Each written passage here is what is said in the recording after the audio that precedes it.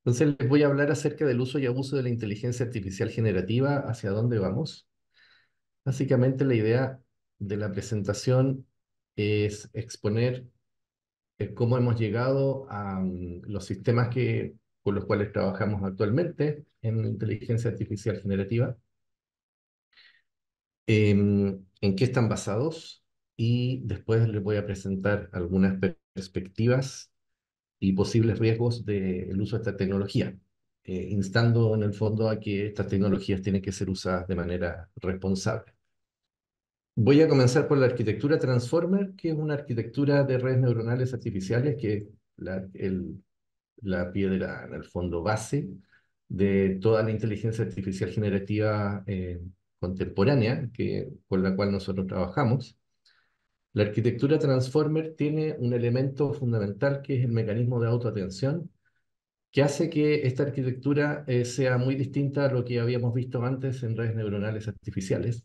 Las redes neuronales artificiales, básicamente antes de esto, o bien eran eh, redes de tipo feed-forward, es decir, procesaban datos y generaban algún tipo de salida en base a operaciones de proyección de los vectores de características de los ejemplos en las distintas capas con las cuales estaba conformada la arquitectura.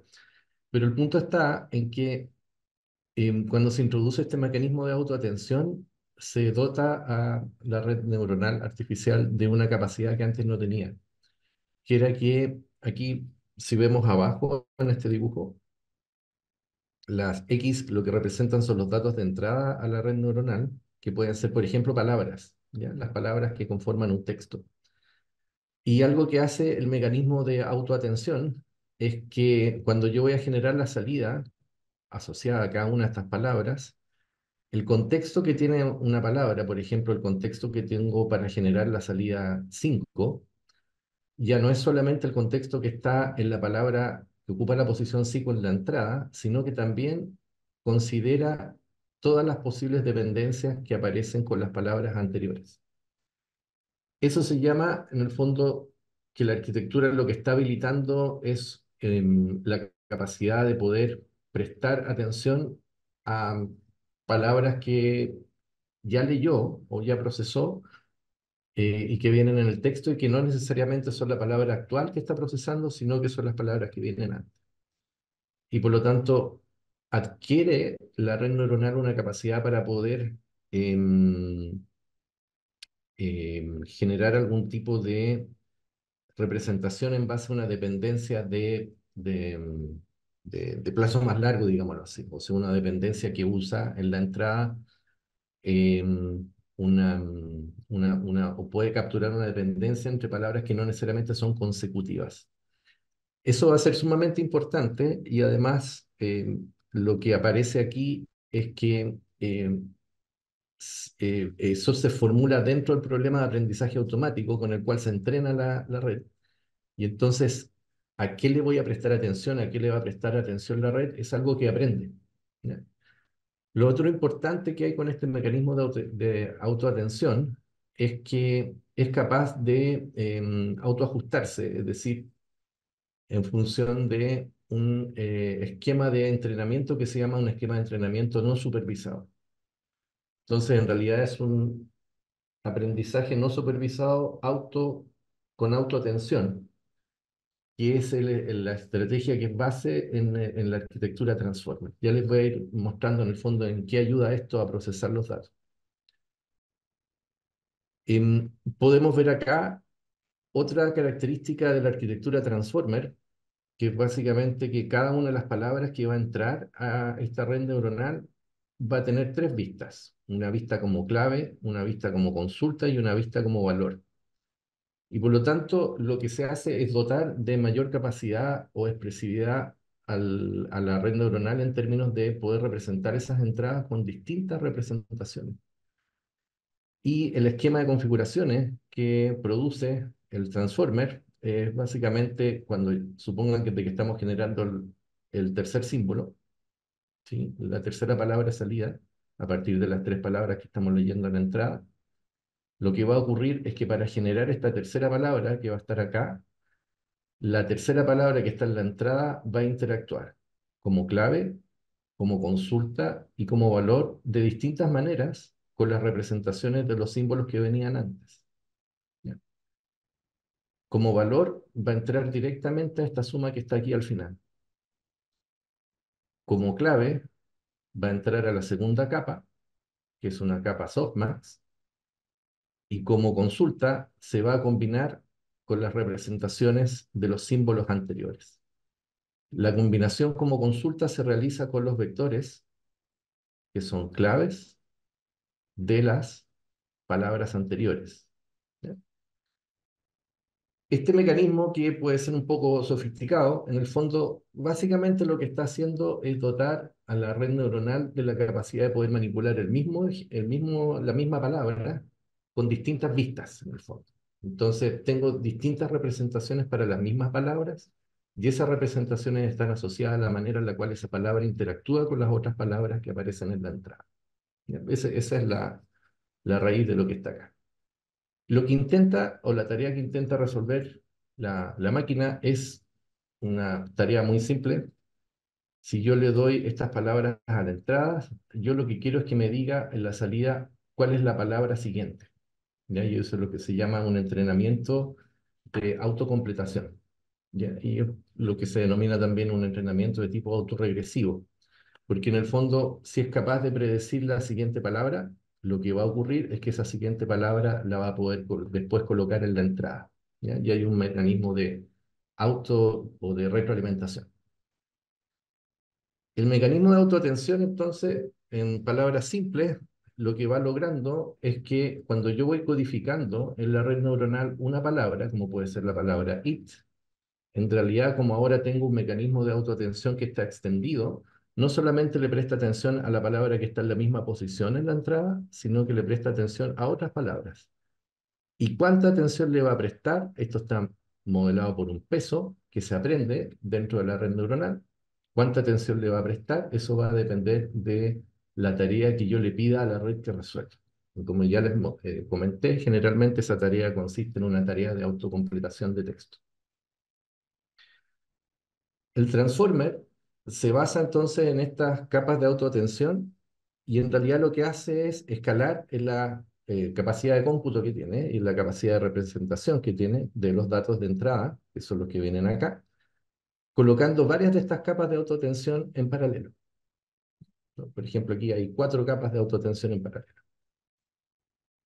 Estas capas, las salidas que genera cada una de estas capas de autotensión se van a concatenar, es decir, se van a colocar una al lado de la otra y van a pasar por una red neuronal feedforward, que lo que va a hacer es reducir la dimensionalidad del espacio de entrada a un espacio que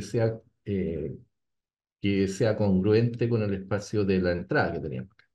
¿Sí? Si aquí lo multiplicamos por 4, entonces lo que va a hacer básicamente esta red es compactar esta entrada que tenemos acá, que corresponde a las salidas de las 4 capas de autotensión, en un solo vector, que va a ser este vector I que va a aparecer acá, que es la salida.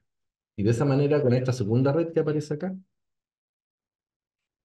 tenemos una congruencia en términos de los tamaños de los vectores con los cuales estamos trabajando. Después, este bloque del transformer lo que hace es agregar algunas conexiones adicionales.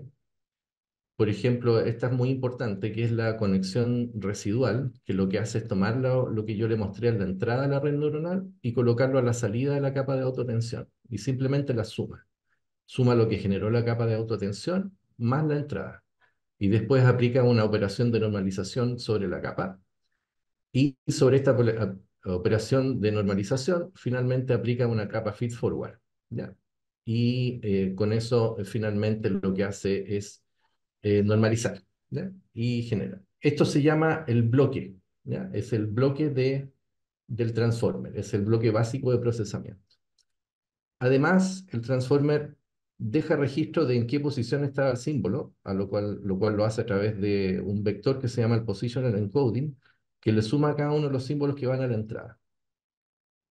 Tenemos que pensar en el fondo que este X1 es una representación vectorial de una palabra, que es lo que va en la entrada. ¿Ya? Esa es como la abstracción que uno tiene que manejar.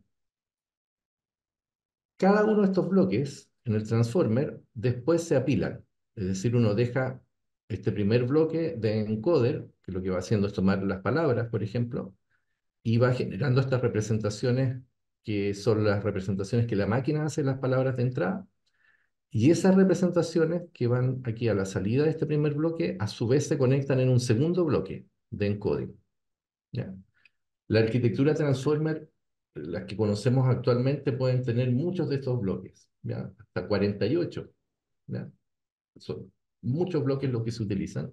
Y entonces la capacidad de generar representaciones que tienen estas máquinas del texto que yo les estoy mostrando es enorme, ¿sí? Porque básicamente lo que va haciendo es crear un conjunto de representaciones que son bastante de más alto nivel generalmente.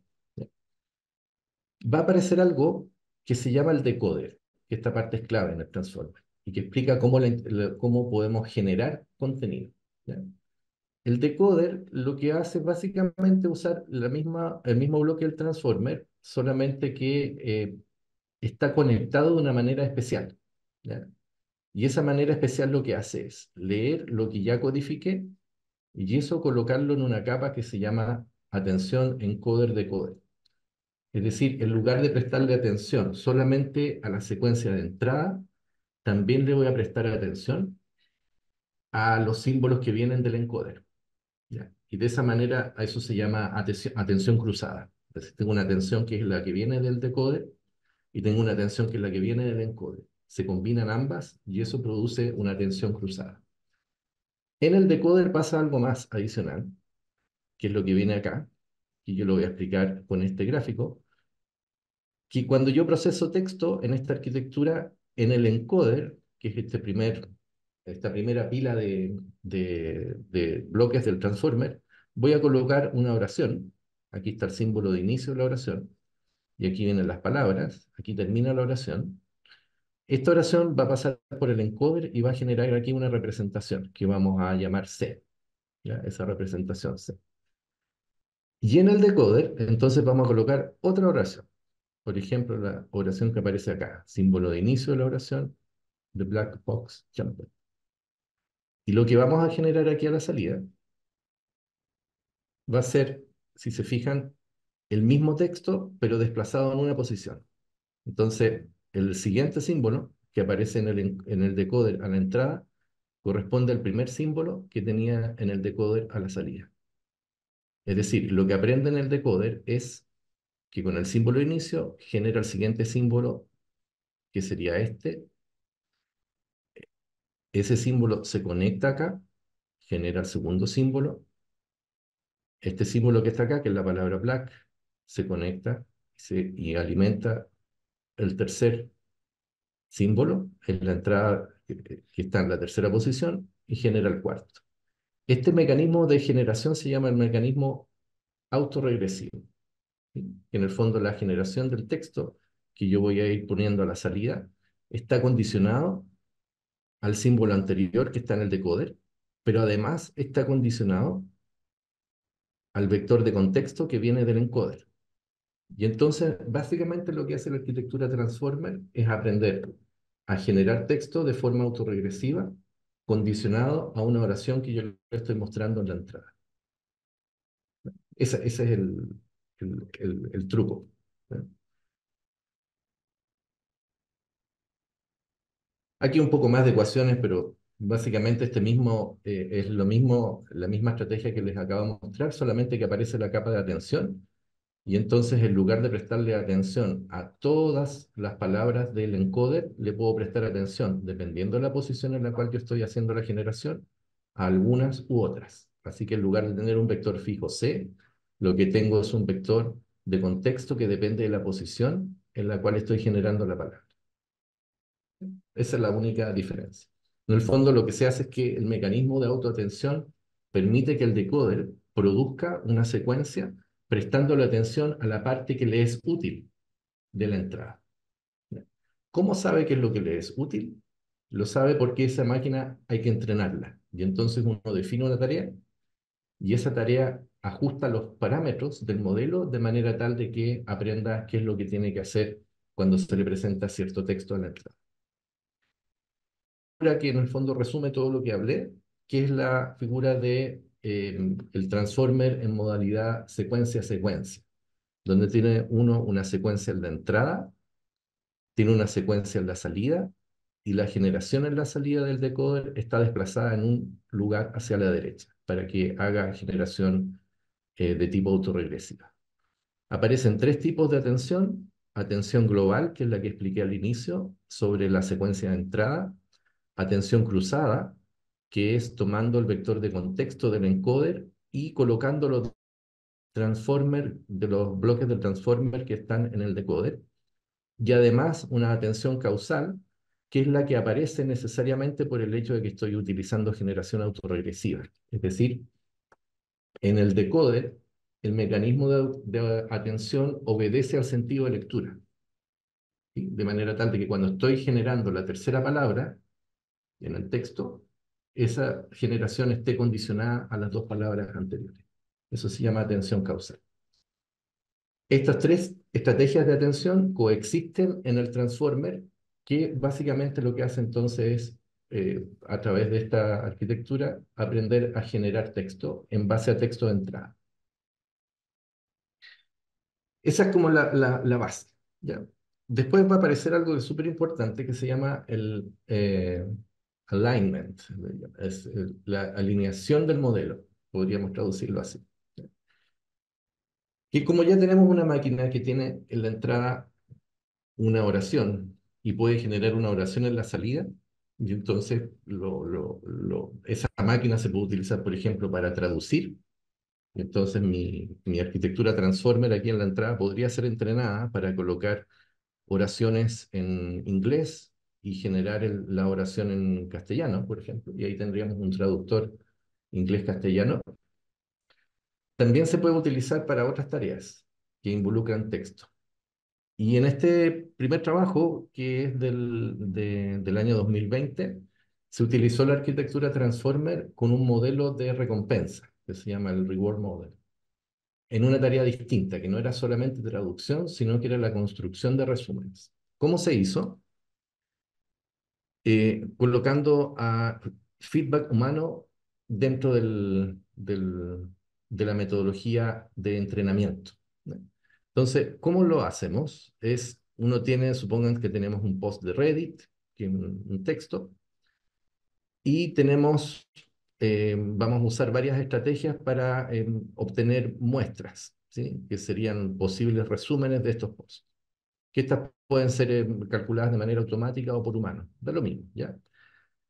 Pero entonces, para este documento inicial tenemos varios resúmenes alternativos y le vamos a mostrar a un humano un par de resúmenes y le vamos a preguntar cuál de ellos es mejor, el resumen J o el resumen K. Y el humano a lo mejor va a decir, el J es mejor que el K, ¿ok? Vamos a quedarnos con eso, ¿ya? Que J es mejor que K. Y eso lo vamos a hacer muchas veces. Entonces, usando humanos en el loop, vamos a recolectar esta información que nos dice cuál resumen es mejor que el otro. Estos datos que generaron los humanos van a constituir un nuevo dataset. Y ese dataset lo vamos a usar para entrenar un modelo de recompensa, que va a ser entrenado con pares de resúmenes que pasan cada uno por su red neuronal, y esa red neuronal genera un puntaje, y lo que vamos a aprender, cómo vamos a entrenar este modelo, de manera tal de que estos puntajes se correspondan con lo que dijo el humano, ¿ya? Es decir, si el humano dijo que J es mejor que K, yo quiero que el ranking de K o el puntaje de K sea mayor que el puntaje de J, ¿ya? Y eso se llama el modelo de reward. Como estamos entrenando con texto, el modelo de recompensa, digámoslo así, lo que aprende es que cuando yo le coloco dos soluciones alternativas, en el fondo lo que tengo finalmente es un esquema que permite decir cuál de las dos soluciones es mejor que la otra. Pero estas capas que están acá, lo que están haciendo es aprender a partir de el texto que le estamos mostrando acá.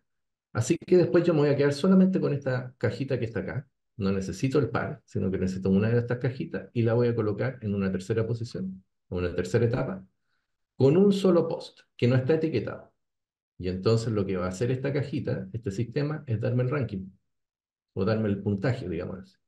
Ese puntaje lo vamos a llamar la recompensa que tiene ese sistema, ¿no? Ese resumen, entonces, a partir de ese modelo entrenado sobre pares, ahora yo uso ese modelo y me dice cuál es el puntaje de recompensa que tengo asociado a ese resumen. Si eso es así, entonces yo puedo usar ese modelo de recompensa para alinear un modelo Transformer, que lo que va a hacer ahora es recolectar algo que vamos a empezar a llamar prompts, que lo que es un prompt es una instrucción, básicamente. Entonces le dice, por ejemplo, acá, explícame la luna como si yo, el aterrizaje en la luna como si yo fuera un niño de 6 años de edad.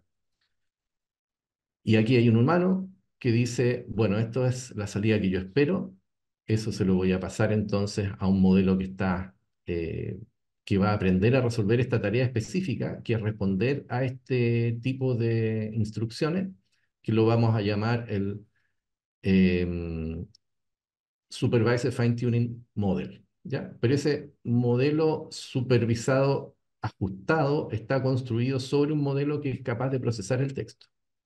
Y ese modelo es el modelo que le vamos a llamar el modelo fundacional. El segundo paso es muy parecido a lo que les acabo de mostrar. Entonces yo voy a tener soluciones alternativas para esto, la opción A, B, C y D, y un humano lo que va a decir, ok, mira, el mejor es el A, que es igual al B, en realidad el mejor es el D, después el mejor es el C, y después el A y el B son iguales. Y esos datos van a ser usados para entrenar un modelo de reward, un modelo de recompensa. Por lo tanto, lo que yo voy a usar después para un nuevo prompt, que va a ser muestreado desde el dataset que yo tengo, es usar este mismo esquema para poder entregar una recompensa a la salida. Y lo que el sistema finalmente va a hacer es entregar la respuesta de máxima recompensa, aquella que se espera que tenga la máxima recompensa en función de los criterios humanos. Es un problema inductivo, así que la máquina ha sido capaz de ver un conjunto de instrucciones y sus determinadas respuestas, y a eso se le llama el modelo ajustado, y en base a esas respuestas, entonces aprende a generar, a interpretar estas instrucciones y generar las salidas que uno espera. Así fue entrenado InstructGPT. InstructGPT con varios tipos de prompts para distintos tipos de tareas, casos de uso, ya sea brainstorming, generación de texto, reescritura, etcétera. Ya hay distintas tareas. Aquí se puede ver en general todos los distintos tipos de prompts con los que se usaron para alinear el modelo base. El modelo base es el de autocompletación de texto. ¿Ya? Así que InstructGPT es no solo resúmenes.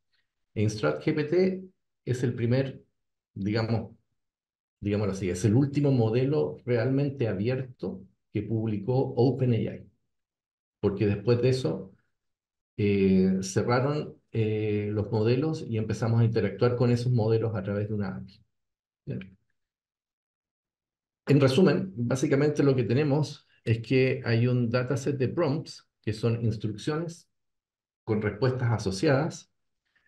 Tenemos un modelo de lenguaje inicial que está basado en el Transformer, que lo que hace es generar una representación de ese texto y dar una respuesta inicial. Y tenemos un modelo ajustado en función de lo que nos mostraron los humanos, esto es Reinforcement Learning, de cuál de todas las posibles respuestas que genera era la mejor. Y entonces, ChatGPT se entrena alineando el modelo base con el modelo de recompensas, minimizando algo que se llama la divergencia Kullback Library.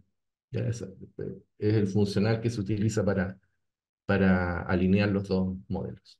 Y entonces lo que uno tiene finalmente es un esquema de aprendizaje automático reforzado por el modelo que está basado en criterios humanos, que lo que hace es alinear las respuestas en función del modelo de recompensa que se espera se obtenga de los humanos.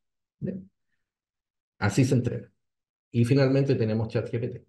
Entonces, ChatGPT, piensan que es un modelo de generación de texto, pero que está alineado sobre prompts de manera masiva, utilizando esta estrategia de aprendizaje reforzado. Y además, cada vez que nosotros interactuamos, ChatGPT nos vuelve a preguntar si es que esta respuesta es mejor que la anterior. Así que cuando le estamos diciendo es mejor o es peor, lo que estamos haciendo es trabajar como labelers. Es decir, nosotros mismos estamos entregándole datos de cuáles respuestas son mejores o peores y finalmente, si es que esas respuestas son consistentes, eh, son ingresadas a un dataset que les permite a ellos ir mejorando de manera continua la calidad de sus modelos. Hay un detalle en muestreo que es bien interesante, que para generar el texto a la salida, se utiliza una estrategia de muestreo, que todo esto está basado en máxima de verosimilitud, es decir, una vez de que yo ya entrené el transformer y tengo una secuencia de entrada, para generar el siguiente símbolo, lo que hago es muestrear sobre las palabras que tienen máxima probabilidad de ser las siguientes. ¿Ya? Y en realidad, si es máxima verosimilitud a secas, los resultados no son muy buenos, así que se genera o se utiliza una estrategia de muestreo para las palabras de salida que se llama Beam Search, que es máximo de verosimilitud, pero condicionada a los símbolos que ya he generado en la salida. Entonces, siempre la generación está condicionada al texto que ya le mostré al usuario. Eso se llama Beam Search. Ahora, el texto de Beam Search es un poco menos sorpresivo que el texto que escribiría un humano, ¿ya? Así que es por esa razón por la cual cuando se genera texto usando ChatGPT, uno ve de que ese texto es más o menos predecible, ¿ya? Y nosotros mismos acá en la universidad hicimos un experimento utilizando ChatGPT para generar conversaciones sintéticas mediante un modelo que es un modelo de multiagentes.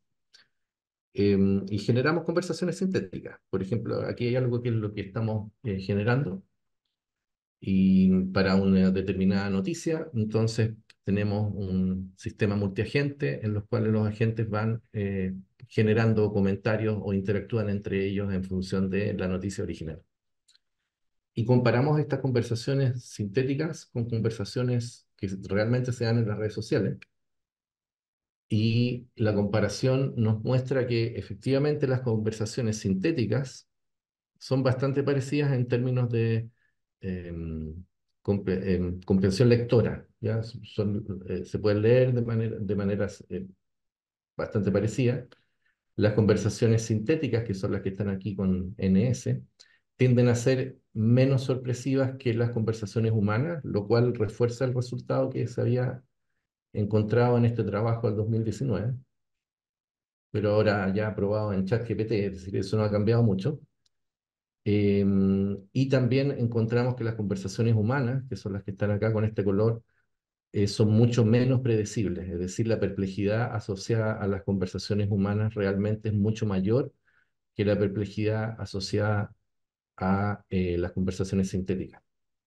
Y eso es porque la manera en la cual nosotros muestreamos el vocabulario, cuando estamos hablando o estamos escribiendo, es mucho más random, digamos, es mucho más azarosa que la manera que tiene una máquina para generar el texto. También el texto humano es mucho más simple, es decir, usamos un léxico mucho más básico que el de las máquinas. Las máquinas tienen un léxico más rico, ¿ya? Y es porque tienen una capacidad de memoria mayor y cuando van a muestrear la siguiente palabra, tienen en el fondo más contexto para poder generar esas palabras. Eso con generación de texto. Y ahora nos vamos a pegar un salto, ya que en el fondo pero es la misma arquitectura, pero le vamos a llamar Vision, el Transformer visual, digamos, el Vision Transformer. Que es que en lugar de alimentar al Transformer con palabras, lo vamos a alimentar con imágenes. Entonces, da una imagen, por ejemplo, como la que está acá, yo voy a extraer unas subimágenes que le vamos a llamar patches, ¿ya? Patches. Eso lo vamos a llamar video patches o image patches. Image patches. que es el equivalente a que si yo tuviera un documento, yo extrajera palabritas, ¿no es cierto? Las palabras. Entonces, en una imagen, los patches son los equivalentes de las palabras que conforman un texto. Entonces, una imagen está conformada por patches, que son subimágenes. ¿Ya? Por ejemplo, la parte de arriba, etc. Y con esas imágenes más chiquititas, que están extraídas de una imagen más grande, lo que vamos a hacer es exactamente lo mismo que hicimos con el Transformer para generación de texto. Aprender a generar el siguiente patch, por ejemplo. Y con esa estructura de entrenamiento, lo que vamos a tener es un transformer que lo que hace o lo que es capaz de hacer es procesar imágenes. Si yo además a ese transformer le coloco un poco de texto, que eso ya lo sabemos hacer, entonces tenemos por un lado la imagen con un encoder específico para imágenes que se llama el BAE, de difusión, el DBAE. Entonces voy a tener una representación de la imagen y voy a tener el texto procesado por el transformer. Yo podría intentar alinear las dos cosas. Es decir, tener alineada la representación del texto con la representación de la imagen. Y después tener un decoder que me genere la misma imagen, pero ahora esa imagen que está generada, que es la misma que está aquí en la entrada, está alineada con este texto que yo le mostré por acá. Y entonces después en inferencia, yo me olvido de esta cosa y simplemente le coloco un texto en la entrada y esta red va a ser capaz de generar una imagen a la salida. Y eso es Dalí. Y si yo estiro un poco ese concepto, en lugar de usar image patches, yo usara patches de video y entonces tuviera mucho video y pasara por el encoder de los videos. Y entonces en lugar de tener image patches, yo tengo video patches y paso por un proceso de difusión, pues, algunos detalles técnicos, el algoritmo específico que se necesita para poder entrenar esta red. Pero básicamente la idea es la misma. En lugar de tener imágenes, ahora lo que tengo son video patches que van a estar alineados con texto, que son el texto descriptivo de la imagen. Si yo entreno entonces un transformer con esta estructura, mostrándole muchos video patches y texto descriptivo de esos video patches, después yo me puedo olvidar de esta parte en inferencia y solamente colocar el texto a la entrada y eso me va a generar un video. Y eso se llama Sora, que es el último modelo de OpenAI. Así que puedo pasar de texto a video. Todo esto es maravilloso, ¿no es cierto? Pero hay ciertas amenazas. Y las amenazas vienen de lo siguiente, que existe falta de transparencia en de dónde vienen los datos, la trazabilidad de los datos. Eso se llama data provenance. Si yo voy al último reporte de GPT-4, que aquí está el extracto del reporte, lo visité por última vez el 1 de marzo, podemos ver ahí, ustedes van a ver, dado el horizonte competitivo y las implicancias de seguridad que los modelos de gran escala como GPT-4 tienen, este reporte no contiene detalles acerca de la arquitectura, el hardware usado, el tiempo de computación, la construcción del dataset, cuáles datos se usaron, el método de entrenamiento o similar. Es decir, si uno quisiera ir a OpenAI y hacer una auditoría para saber qué están usando para generar, para entrenar GPT-4, no está, esos datos no están disponibles de manera pública. Entonces, eh, hay una primera señal de alerta. Tenemos una cierta opacidad con respecto a cómo estos grandes modelos de escala, de gran escala, están siendo entrenados y usados. Segunda señal de alerta, se sabe de que la mayoría de estos modelos han sido los de texto, ¿sí? El GPT-3 al menos, ¿sí? Se tiene conocimiento de que se entrenó usando recursos web. Si hay muchos datos web, entonces lo que va a pasar es de que el modelo va a reproducir los sesgos que vienen en esos datos.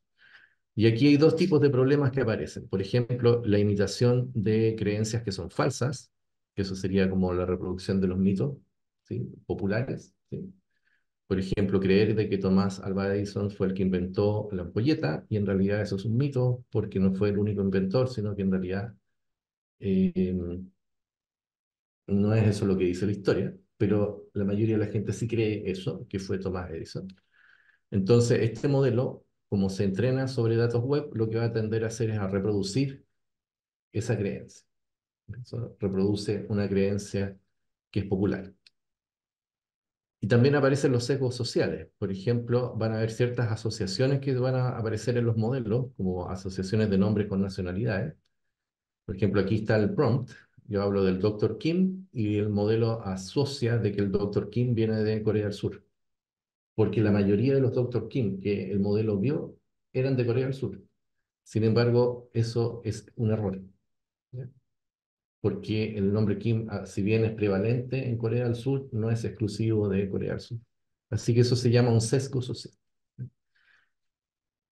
Hay una multiplicidad de distintos tipos de errores que producen estos modelos, a los cuales se les llama alucinaciones de manera más elegante, ¿ya? Y ahí les recomiendo que vayan a esa publicación.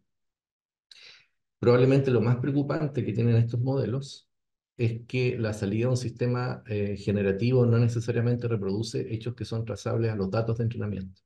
Y eso es un cambio de paradigma, porque en inteligencia artificial, antes de la generación de la inteligencia artificial generativa, uno podía trazar los datos, es decir, trazar la salida del modelo a los datos. Y podía saber exactamente más o menos cuáles datos eran los que habían logrado producir un determinado resultado. Resulta que los modelos generativos no tienen esa capacidad, sino que como aumentaron su capacidad generativa, son capaces de generar datos que no están en los datos de entrenamiento. Y eso es por dos causas. Una que se podría ser, por ejemplo, una estrategia de decodificación que sea defectuosa. Por ejemplo, de que uno jugó mucho con la temperatura del GPT y por lo tanto, tratando de que me dé un texto que sea más sorpresivo, finalmente va a mostrar un símbolo en el vocabulario que no es el más verosímil, y eso lo que hace es generar un error de cascada debido al mecanismo autorregresivo. Basta con que yo tome un token que no esté relacionado con el prompt de entrada para que se genere una salida que es errónea, ¿ya? Pero también se debe a algunas limitaciones de la arquitectura, ya que la última capa, que es la que genera el texto, es una capa donde uno muestra sobre el vocabulario, que se llama capa softmax, en realidad opera como un cuello de botella, ¿ya? Porque la dimensionalidad dentro de la capa softmax es mucho menor que la capacidad de representación que se tiene en los bloques del transformer encoder y decoder. Así que hay una estrategia de decodificación imperfecta debido a que pasa el texto por un cuello de botella. Finalmente, entonces, existen varias amenazas, dado que lo que hace esta tecnología eh, es dotar de herramientas algorítmicas para la generación de contenido, que eso es algo que es bastante nuevo, ¿ya? Y si ahora tenemos la capacidad de poder generar contenido de manera algorítmica, podemos generar grandes volúmenes de contenido usando algoritmos. Y eso tiene varias amenazas. En esta lámina que extraje de ese paper, pueden ver cuál es más o menos el panorama de distintas aplicaciones nefastas que uno podría realizar usando inteligencia artificial generativa. Por ejemplo, uno puede eh, hacer que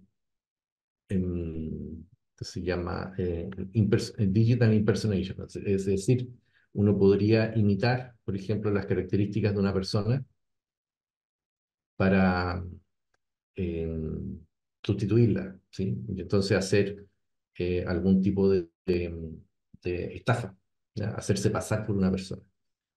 También es posible inundar de datos que sean falsos las redes sociales y por lo tanto uno podría incluso llegar a manipular mercados. Uno puede generar con estas estrategias, ya hemos visto que son capaces de generar hechos que no existen y entonces uno puede generar un gran volumen de hechos que no existen y eso claramente es una herramienta que se puede usar para manipular información. Y también hay ciertas aberraciones que pueden ocurrir dentro del uso de estas herramientas generativas en infraestructuras sociotécnicas. Por ejemplo, eh, creando realidades sintéticas, como las que yo le acabo de mostrar, que somos capaces de generar ya una conversación sintética, y por lo tanto uno podría crear eventualmente una red social sintética. Y uno podría estar leyendo un flujo de información y nada de eso en realidad ocurrió en la práctica, en el mundo real, sino que todo eso fue generado de manera algorítmica. Y además reproducen sesgos sociales, por lo tanto pueden crear aberraciones sistémicas, como por ejemplo, permanentemente estos textos podrían dañar a algún grupo específico que integra la sociedad. Así que hay varias amenazas de las cuales hay que hacerse cargo. Cierro con esto entonces, reflexiones. Los sistemas de generación GenAI representan un enorme avance tecnológico que muestra la creatividad del ingenio humano. Y estos sistemas ofrecen muchas posibilidades como asistentes, ¿ya? No reemplazan al ser humano. Hay que pensarlos como sistemas que son asistentes, que vienen, que nosotros los vamos a usar para que nos faciliten ciertas tareas relacionadas con la producción de contenido, que pueden ser texto, imagen, audio incluso, y video. Pero también hay varias amenazas que a lo que nos llaman es al uso responsable de estas tecnologías. Destacan entre estas los errores que estos sistemas cometen, que se denominan en el área alucinación. Eso, muchas gracias por el tiempo para hacer esta presentación.